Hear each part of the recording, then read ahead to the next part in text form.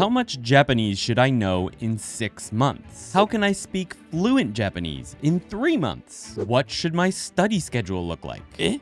答えられないよ、そんなの. Questions like this actually plague a lot of new language learners. You might recognize what's wrong with these questions, but to a lot of people, it's not that obvious. I'll give you all a schedule later in the video, but first, we should address those first 2 questions. This is an impossible question to answer. でしょ? Do you have 30 minutes per day to study? 4 hours? What tools do you intend to use? Are you a student? A mom? Do you already speak 3 or 4 languages? There are a million reasons why no one can answer this question. Instead, you want to take a look at how many hours you have to work on Japanese every day. What are you willing to sacrifice? Are you a League of Legends addict? そういえば、パラゴンはどうなったの? ロールよりそっちの方がやりたいな。I didn't even know you played video games. モバってゲームじゃないよ。スポーツだよ。スポーツ。Okay. Anyway, are you willing to cut back? Yep. I'm not talking to you. Anyway, if it is no, that's fine. But if you're playing League for 4 hours every day after work, you are not going to get very far in Japanese in 6 months or 6 years. And that's fine. You don't have to. But what you do have to do is be honest with yourself. What do you want to learn? And what are you willing to sacrifice? Let's take a look at the Japanese language proficiency test and how many hours, on average, of study and exposure it takes for someone to pass each level of the test. The levels go from N5 at the lowest to N1 at the highest. It's not a perfect test by any means, but the numbers on this chart from the website Koto Academy illustrate the point I'm trying to make perfectly.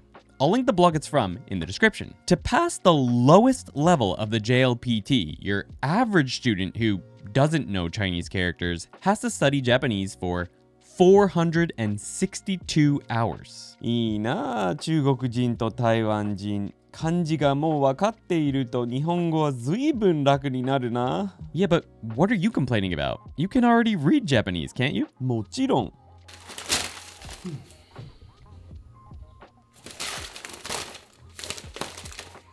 So 462 hours. That means at 30 minutes per day, it'll take you 924 days or 2.5 years to pass.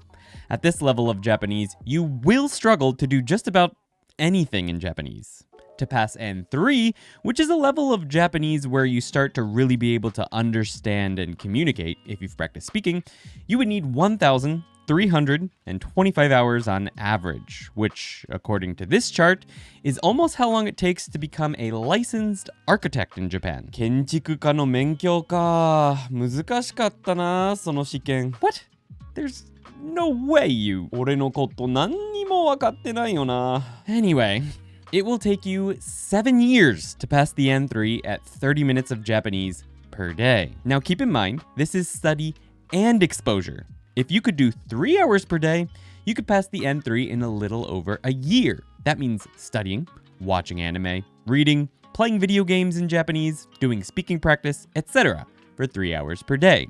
So it doesn't have to be boring textbook study. 3 hours per day would also be enough to pass N5 in less than 6 months. So at 3 hours per day, that's what you could accomplish in 6 months, regardless of the particulars of your study method. Now, I can hear some of you screaming, "Just immerse!" And honestly, you're kind of annoying and need to work on your debate approach a little bit. ずーっと言いたがってたよな。本当にそういう嵐のコメントに答えない方がいいんじゃない? Nah, I think we should have this conversation. Immersion, in the modern sense of the word, just means getting input. Getting lots of input through listening, reading, etc. And that is an important part of language learning. With that said, those doing immersion are also studying, regardless of what they say. They just don't do targeted studying.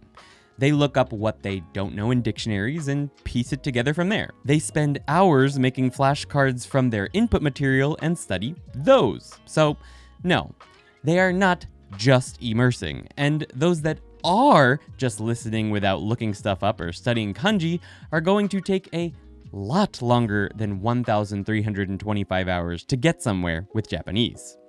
That might work well for other languages which use the same script as your native language, but you're not gonna learn Japanese kanji by just watching anime. I promise. It doesn't make a whole lot of difference whether you learn a bunch of words and grammar before jumping into watching native content and reading material, or if you do it as you go along.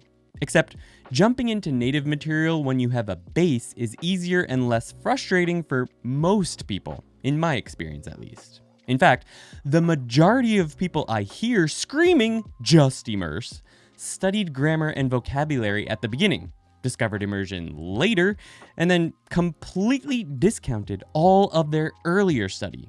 You even see major influencers in the space pretending they never studied their target language before immersing, and pretending that study had no effect on how fun they found input when they finally did start. Anyway, it's much easier and fun to spend 5 hours watching a TV show in your native language than it is to read a textbook for 5 hours, which is why I think doing a little of both is important, even in the beginning. It's not faster to just immerse, it's just easier to do it for longer periods of time because it's fun when you start understanding things in Japanese. But if you only have 30 minutes per day and just immerse, it's still going to take you 7 years to reach a, quote, N3 level. Point being, you need to spend time with the language. Lots of it. And if you want to get good, you have to sacrifice other things you like doing for a while. Simple as that. はい、わかったわかった。I wasn't talking to you. どうでもいいそれ。最初3ヶ月でペラペラに日本語を話せるようになりたいと誰かが言ってたよな。それどうやってできるの？俺も3ヶ月で英語を話せるようになりたいな。Can't you already speak English? え？全然？ But you can understand me, can't you? 全然？ Short answer, you probably can't. But if you study and get lots of input for 8 hours per day, every day for 3 months, you can likely get to a JLPT N4-ish level. Which isn't bad, but it's not fluent by any standard. 英語は？ Same answer. めんどくさいな。勉強したくないな。Why do you want to learn English anyway? A daily study schedule needs to be fun and also practical. No matter what anyone tells you, you should learn kanji, so you'll need to decide on a way to do that. I talk about this in a bunch of other videos, which I'll link in the description, so I'm not gonna do it here. Although, I will soon be starting a series on kanji on this channel, so get subscribed if you're interested in that. 漢字はやだな。 I actually kinda like kanji. それはそうだろう。あんた面白くないから。 Arigato na. 30 minutes to an hour per day of just kanji is probably enough. If that's all you can do right now, it might be the best place to put in effort until you have more time. Next, studying some vocabulary and grammar will give you valuable tools for the fun stuff. Do some flashcards for vocab or something for 30 minutes per day or more for learning new vocab. Then study 1 or 2 new grammar points each day, maybe 15 to 30 minutes. So now we're at around an hour and a half of daily Japanese. If you still have time left to give, try to watch a TV show or anime you like. Read a graded reader story like the ones we have on tokiniandy.com. Listen to a Japanese podcast or YouTube video. Anything you like as long as it's in Japanese. Have some fun in Japanese. Over time, you can spend more and more time on this kind of input and even speaking to people.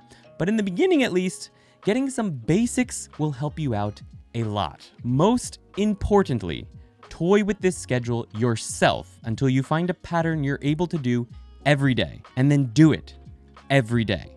Don't be scared to take a day off here and there, but for the most part, do it every day.